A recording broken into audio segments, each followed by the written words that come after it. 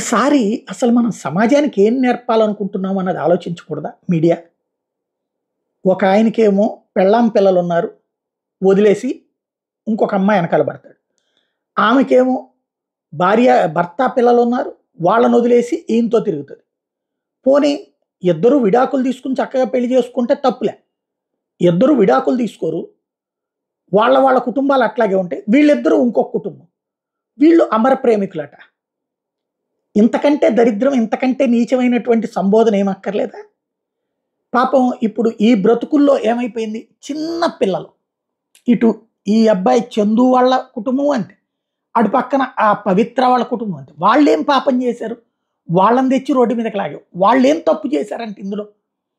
పైగా అటు భర్త, ఇటు భార్య. అటొక కుటుంబం, ఇటొక కుటుంబం. వాళ్ళ మాంగారు, ఇటు ఆ అమ్మాయి తరపున అమ్మ నాన్న, అమ్మాయి తరపున మాంగారు అత్తగారు. ఇటు పక్కన ఈ అమ్మాయి తరపున మాంగారు అత్తగారు, ఈ అమ్మాయి తరపున అమ్మ నాన్న. మొత్తం వాళ్ళ కుటుంబాలకి ఎంత మానసిక వేదన ఉంటుంది. ఈ టైంలో అసలు ఏం చెప్తున్నాం మన సమాజానికి? చనిపోయారు, ఆత్మహత్య చేసుకున్నాడు. సరే, ఆత్మహత్య చేసుకోవడం అనేది భరించలేని పరిస్థితిలో చేసుకున్నాడు. ఎనఫ్, అంతవరకు వార్తిద్దాం. అంతేగాని అదేదో దేశానికి సంబంధించిన అంశం. ఏదో నరేష్ కనుక రెండో పెళ్లి చేసుకుంటే ఉన్న పెళ్ళానికి విడాకులు ఇవ్వకుండా రెండో పెళ్లి చేసుకోకుండా సహజీవనం చేస్తారు. ఇప్పుడు దానివల్ల ఏం చెప్దాం మనం? ఇలా వార్తలు రాసేటటువంటి వాళ్ళు, ఇలాంటి వార్తలు చేసేటటువంటి వాళ్ళు వాళ్ళ కుటుంబాల్లో ఇట్లాంటి పరిస్థితి వస్తే ఒప్పుకుంటారా? ఆ యాజమాన్యాలు వాళ్ళ కుటుంబాల్లో ఇట్లాంటి పరిస్థితి వస్తే ఒప్పుకుంటారా?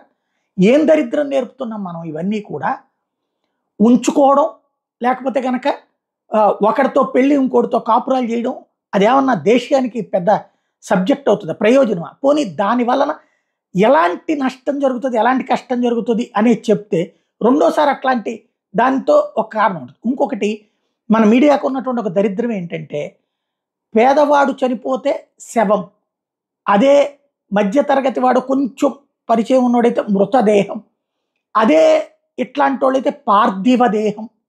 ఇందులోనూ మనం వేరియేషన్స్ చూస్తున్నాం.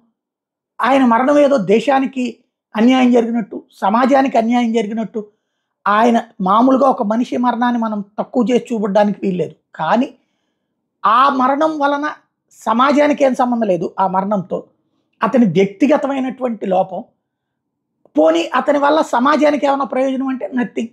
పోనీ వాళ్ళ కుటుంబానికి ఏమైనా ప్రయోజనం అంటే నథింగ్. ఇంకా కష్టమే పెట్టాడు. అమ్మాయి అంతే. వాళ్ళిద్దరూ సుఖంగానే ఉన్నారు ఉన్నంత వరకు. వాళ్ళ సుఖమేదో ఎంజాయ్ చేశారు కదా.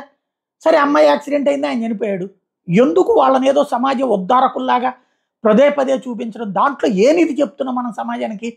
అర్థం కాని పరిస్థితి.